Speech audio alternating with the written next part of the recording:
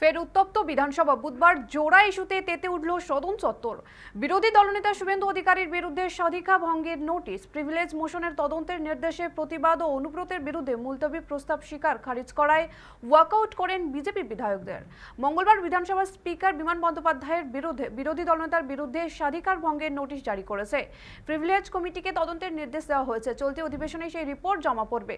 অন্যদিকে এসআরডির চেয়ারম্যান বীরভূমে তৃণমূল নেতা অনুব্রত মণ্ডলকে কুকথার বিরুদ্ধে মুলতবি প্রস্তাব আনে বিজেপি। সেই প্রস্তাব খারিজ করে দেন স্পিকার। এই জোড়া ইস্যুতে তপ্ত হয়ে ওঠে বিধানসভা। শঙ্কর ঘোষের নেতৃত্বে ওয়াকআউট করেন বিজেপির বিধায়করা। বিধানসভার বাইরে বিজেপির বিধায়ক শঙ্কর ঘোষ বলেন, স্পিকার একই দিনে দুরকম কথা বলছে।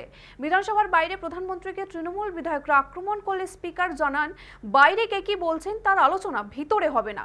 এদিকে বিধানসভার বাইরে বলা কথায় বিরোধী দলনেতার বিরুদ্ধে স্বাধিকার ভঙ্গের নোটিশ।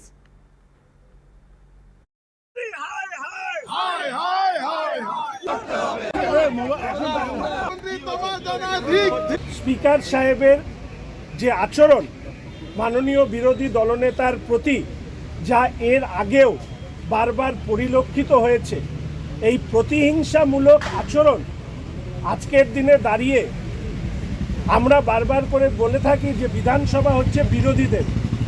সেই জায়গায় আমরা দেখতে পাচ্ছি যে স্পিকার সাহেব একই চেয়ারে বসে একই দিনে তিনি দুই ধরনের কথা বলেন।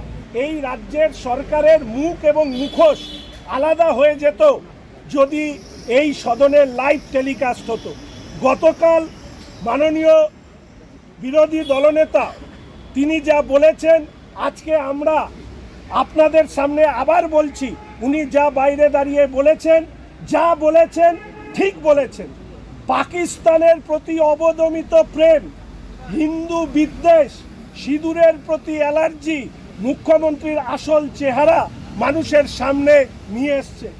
পাকিস্তানের কূটনৈতিকভাবে তারা কি কি পেয়েছে সেটাকে রেকর্ড করিয়ে বিধানসভার মধ্যে আজকের দিনে দাঁড়িয়ে মানুষ এই প্রশ্ন তুলতেই পারে যে উনি আসলে ভারতের নাগরিক হয়ে ভারতবর্ষের পাসপোর্ট সাথে রেখে উনি কি মনে পাকিস্তানি প্রেমী?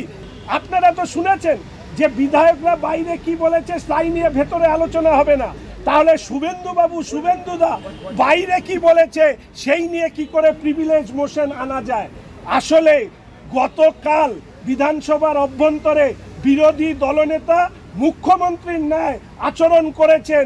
তিনি সংযত, সংবেদনশীল থেকে ভারতীয় সেনাবাহিনীর প্রশংসা করেছে, যেখানে মাননীয় বিরোধী দলনেতা তার সংযত বক্তব্য রাখা সত্ত্বেও অসংসদীয় ভাষা প্রয়োগ করেও মাননীয় মুখ্যমন্ত্রী তার অঙ্গুলি হরণে মাননীয় স্পিকার সাহেব মাননীয় বিরোধী দলনেতাকে এইবার 9 বার হচ্ছে তার বিরুদ্ধে প্রিভিলেজ আনা হলো, 8 বার সাসপেন্ড করা হয়েছে।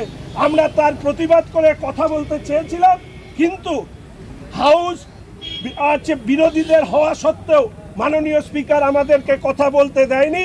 আমরা তার প্রতিবাদ জানিয়েছি। মুখ্যমন্ত্রীর স্নেহভাজন, মুখ্যমন্ত্রীর ঘনিষ্ঠ অনুব্রত বাবু শুধু আইসি নয়, পুলিশের ডিজি রাজীব কুমারকে যে ভাষায় নির্দেশ দিয়েছেন, আমার ধারণা পুলিশের ডিজি রাজীব কুমার তিনি নিজের মেরুদণ্ড কালীঘাট বা ক্যামাক স্ট্রিটে জমা দিয়ে এসছেন।